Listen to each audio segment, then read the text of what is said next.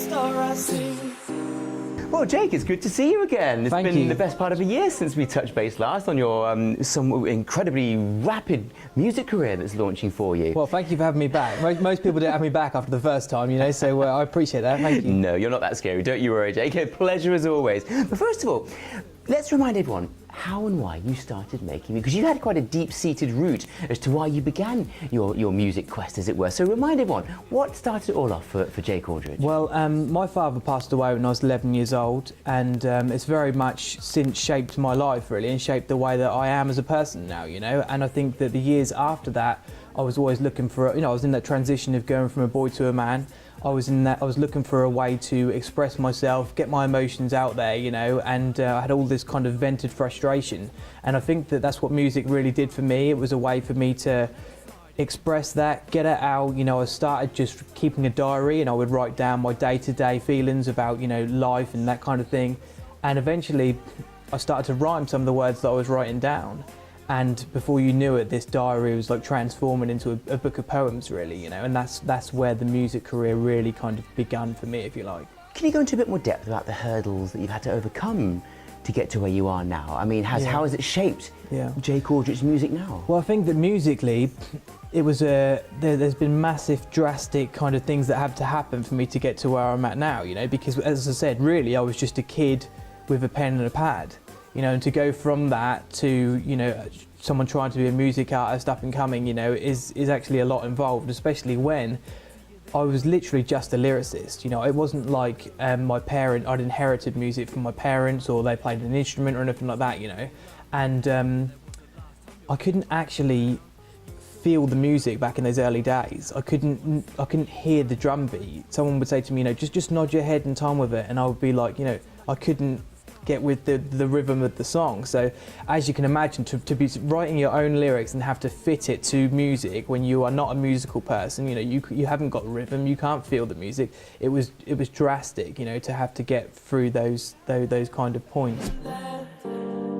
Just like the moonlight. Just so you know, you're so far from forgotten. Put my arms back on path and laugh when I hit the bottom. Every day you will stay fresh in my mind. I don't blame heaven taking the best they can find, cause if I was them. The one bit of consistent feedback I hear from people about you is you're a very humble character. Do you think that had some say in that? You know, your upbringing, the fact you had to deal with this issue? I mean, because obviously one of the negative things, dare I say, about a lot of the personalities within the music industry is the sense of ego that comes with it. But you've managed to avoid that and stay very real and humble. Did that contribute to your general mentality, do you think? I think it possibly has. Yeah, I'd not really thought about that previously, but I think that I am somebody who is attracted to other people like that. You know, when I listen to interviews with Tupac Shakur, I really enjoyed the fact that he would kind of expose his weaknesses, like just lay them out there, you know. And I remember when I first started making music, I wrote a song about my mum, and I was only a teenager, you know, and I remember some of my male friends sort of saying to me, like kind of frowning upon it a little bit, like, you know, maybe don't show your weaknesses so much, you know, but I just laid it all out there for everybody to see,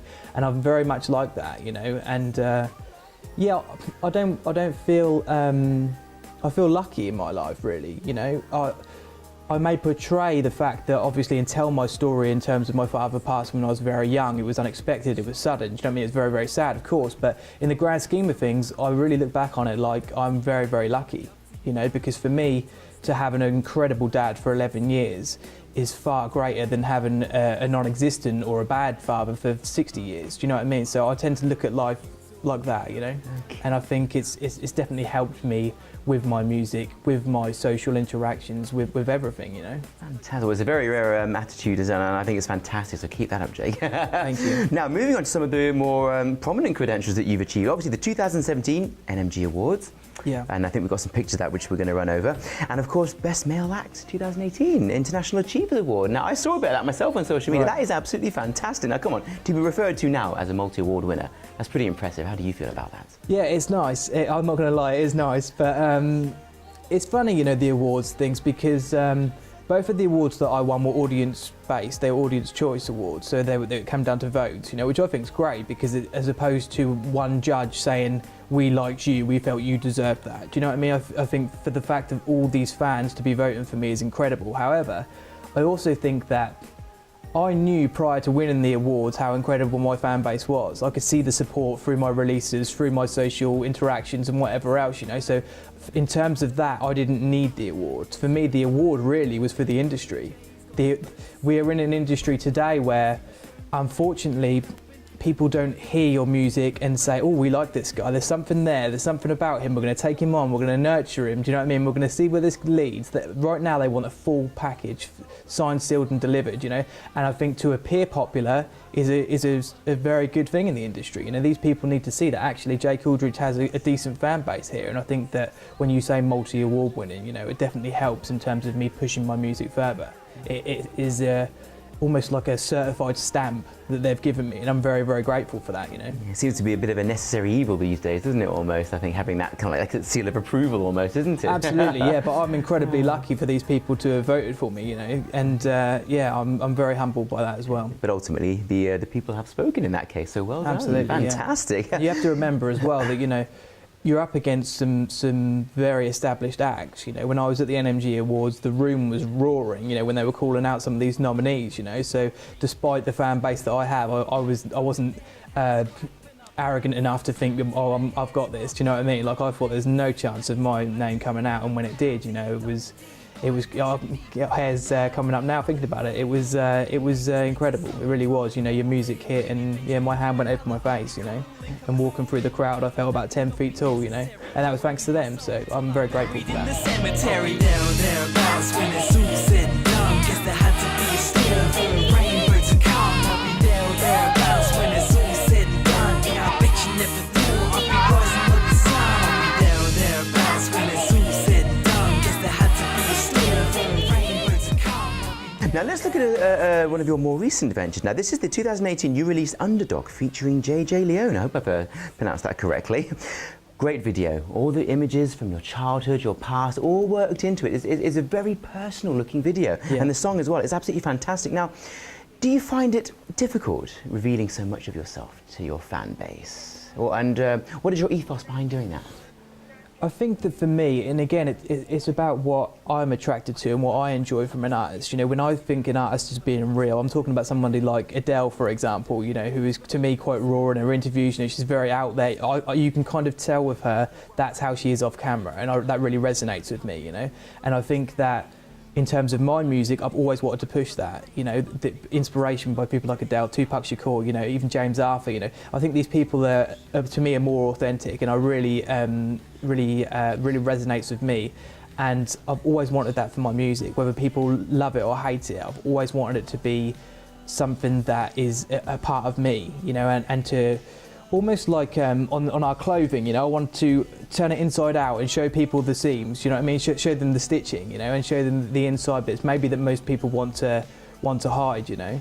And I think that in today's society, it's almost like we see each other and we see friends and family or whoever else, and we go, "You all right? Yeah, I'm all right. Are you all right? Yeah, I'm all right." You know, and I think that for music, it was really my chance to not be like that, you know, to be honest. And if people want to listen to that and go deep and listen to the lyrics, then great. You know, if they don't, then that's not a problem either, you know.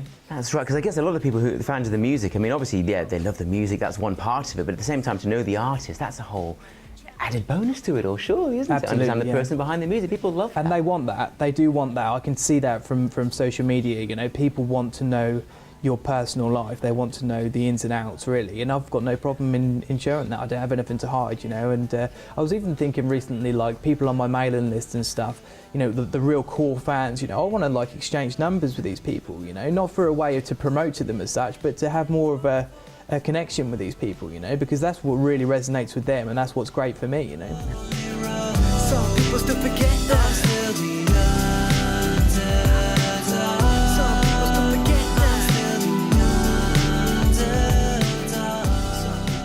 Now let's talk about your latest single, which is Gullible, featuring Kezia Gill, I believe. Now, Kezia Gill, yeah. Kezia, apologies. Now, arguably one of the most commercial releases you've had. I mean, I absolutely love the track. It's absolutely fantastic. But your sound from where you begun to where it is now, leading up to Gullible, would you say it's changed considerably, or even consciously as you've gone on? I think it has changed considerably, but unconsciously, you know. I think that naturally, as I've evolved as a person and grown and matured, you know, it kind of makes it feel like the music has done very much the same, you know. When I first started, I was very into rap music, you know, I was young, you know, and I liked the whole kind of, there was an aggressive feel to it, you know, and I was still, again, venting my frustrations and whatever else about life, and that kind of resonated with me.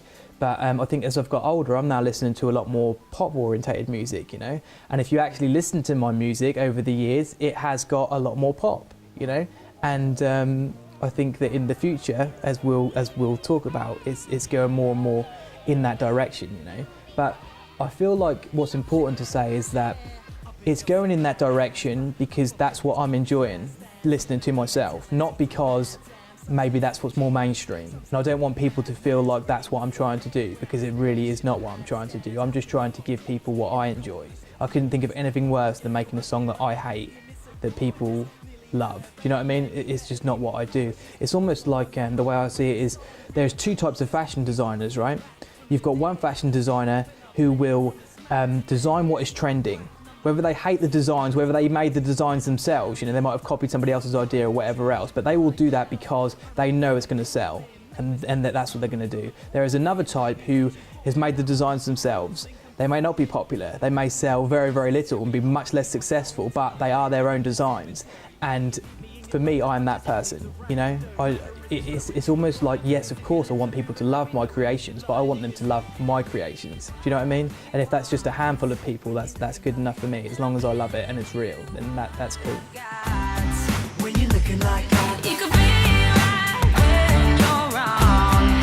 What you think about that? I bet you think I must have been born yesterday, 'cause I'm hanging on every single word that you say. I'm gonna vote for you. I'm gonna vote for you. Your new single, Poison, okay? Now, I know you're not giving too much away at this point, but could this be a defining point, a new era for Jake Aldridge with this track? Absolutely, yeah. I'm really excited about it. Tell us about you can see I'm excited about it in my face, right?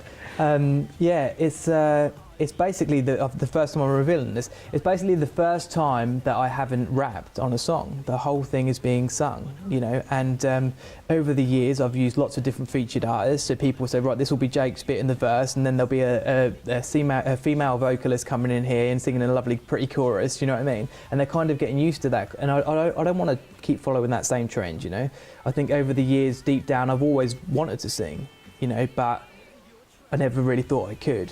And I think that, you know, by expressing myself, you know, the people have really given me the belief to push my own boundaries and to really give them more of me, you know. And I think that we touched on earlier, the songs are getting more and more pop in terms of the sound and the structure. You know, it's less verse, more double choruses and this kind of thing. The only thing really, when you think about it, that didn't go pop was myself. The only thing that has stayed the same. Whereas now I feel like I'm really embracing this whole movement and it's becoming me. The new song Poison doesn't feature anyone. It's just Jake Aldridge, you know. I think that's kind of cool for me. I'm addicted to your love and I'm addicted to the games. I'm addicted to your thunder, but I'm drowning in your rain. And I wish that there was higher ground, but I can't keep away. I'm addicted to the poison in the poison in your veins. And how come the singing didn't feature sort of earlier in your career? Was it a confidence thing? Do you feel you couldn't? How do you feel that actually went for you? I think it possibly was a confidence thing. You know, I remember back in the early days, I was working with someone, George Bennett, who's a friend of mine, and he was helping me a lot with the singing and stuff. And it would take multiple takes for us to get things right, you know. And obviously it's like anything, isn't it? It's practice, you know. But I think at that time I was young and I didn't have the confidence to really pursue that. You know, I was very heavily into rap music as well, so that was the lane I kind of took. But now being more inspired by kind of pop music, yeah, I'm very excited for people to hear it. I think that people will be shocked because they're not. It's going to be something completely different, and like you say, a whole new era, really. I'm sure they'll look forward to it. It's exciting for me. It really is. Fantastic. And of course, the song, as you mentioned, has been produced by producer Redneck, and he's an award-winning music producer, former artist, Tiny Temper, 50 Cent. This guy's obviously worked with some big names. What was it like working with him? It was. It's incredible. Yeah, it is incredible. He's. Firstly, he's probably one of the most talented people I've ever worked with, and I don't just mean musically. Don't get me wrong, musically what he does is incredible. I've never seen anything like it. But he also he's like a videographer. He's a graphic designer. You know, he makes beats, he writes songs, you know, he sings, he does literally, you name it, he does it. So for me to have somebody like that on board is incredible, you know, and I think it definitely shows with the new music. You know, I've had a lot of help with this track, you know, from him, and I'm very, very grateful for that. One thing I have to say is there is a little side effect that comes with Redneck, and he's wacky. He's seriously wacky, like, you know, and I think for me, like, in a personal sense, I would love that. You know, if the wackier the better, you know, but for music, something that I take very, very seriously, and I'm very kind of, you know, structured and a little bit rigid with, if you like, you know, he kind of throws me a little bit, but I think he quite enjoys that aspect, really, you know. We sat there one time in the studio and I said to him, he's over there at the desk and whatnot, and I said, you know, I love your results, but I hate your methods. They worry the life out of me. And he turned around and go, do they really? Do they? I said, yeah, they really, really do, right? And in terms of the video, we were talking about having really cool ideas with like the room being black, me in a black hoodie, maybe even hood up, smoke everywhere, lens flares and that kind of stuff, right? And he turns around to me and he goes, we need a pool. We need a pool. And I said, what, like a jacuzzi tub or a hot tub sort of thing? And he goes, no, he goes, we need a paddling pool. Well, it is, and I'm like, a paddling pool. And he goes, yeah, we need a paddling pool. He goes, I don't have time to explain right now, but just get a paddling pool, right? And little things like that he'll say, you know, and it's like, but yeah, method to the madness, you know, and it keeps me on my toes.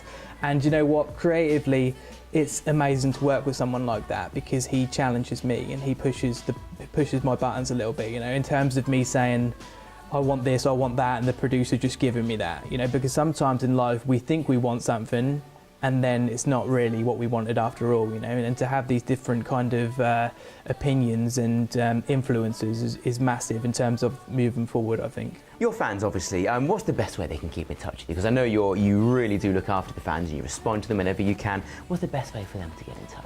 Well, via my website, I have a sign-up list where people can join the mailing list, and I really think that's the best way these days because, as you know, with social media, sometimes we see the same things in the feeds, you know, because Facebook are promoting that a little bit more than this, or, you know, Instagram that, and, you know, I think it's becoming a little bit oversaturated. Sometimes you might not see what you want to see on there. With the email, I'm direct to them, and I really enjoy the fact that people reply and we might have a little chat over email, you know, and I think that's kind of nice, and I can really see as well that way who is keen to support the music as opposed to who's just hitting that like button, you know, and I think there's a massive difference, and I think that's really cool. I like to, I want to get the whole merchandise thing sorted out and really reward these people, you know, who are really, you know, massively supporting my music and have been for many years, you know. We're talking about people who have followed me from the days of MySpace, you know. So it's really, it's quite a cool feeling. Right now, just look at you, even though we watched you take your last. Annette Edwards from Manchester has asked, when did you first decide you wanted to try and make it in the entertainment industry? It would be hard for me to pinpoint a point that I thought I wanted to make it in music, but I think I was sort of 17 when we started sending off demos to America and tried to be signed by Eminem and Dr. Dre and God knows whoever else. But yeah, I tried to think what they were hearing as well. But I would say I was around 17 when I decided that music was what I wanted to do, you know. And I remember actually calling up my mum and she said, you're not Eminem, Jake, or something like that. She said, you know, I thought, thanks, mum. There's a Sandy Wisner from Atlanta in the USA, and she's asked, what's your middle name? My middle name is Saul. Not many people know that, but Saul was an evil king in the Bible, so perhaps my mum thought that was appropriate, I'm not sure. But yeah, stuck, Saul. So we've got Rachel Fryer, and she's asked, what was it that led you onto the path to becoming a musician? Well, as we touched on earlier, you know, I was always looking for a way to express myself and to kind of channel my emotions, you know. Some things you can't just bring up in conversation with someone, you know, your most intense and sort of inner thoughts, and I think songwriting was a great way for me to channel that and to get that out there. Music very much became my therapy, and it still is. Tom Lawrence from Dublin, Ireland. They're absolutely everywhere, aren't they, your fans? Musically, who has been the biggest influence in your life, would you say? I think Tupac Shakur, safe to say, yeah. I mean, I loved his authenticity. You know, he was a very reckless and unpredictable character, but I quite liked that as well, you know. And he was very honest in interviews, you know. I didn't see him, to be honest, being very vain or whatever else. You know, he would really talk. He was very real. He certainly appeared that way to me, and that definitely resonated with me and has inspired me to be the same. Next question is from Molly Steers from Nottingham, and she's asked, how long have you been writing your own songs and how long have you been recording them? That goes back to your old childhood diary notes, I dare say. It does, yeah. You know, we started recording with a desktop microphone, you know, we bought for £12, and we put a sock over it to act as a pop shield, you know. You've got to remember, it's two kids that didn't have, myself and Tom Moran, my friend, we didn't have a clue what we were doing, you know, back in that time, and it was incredible period, really, looking back, to think we were just really very much winging it. We knew what we wanted to do, we didn't really know how to do it, and it's kind of nice looking back. Now your protege's got loads to say, on the right path because he was shown the way. You're helping and it never goes away. You're welcome and can never overstay. That pretty star I see is watching over me. You're shining ever so bright. Stand out, just like the moonlight. I hope you understand. Out there in the better land, you're shining ever so bright. Stand out, just like the moonlight.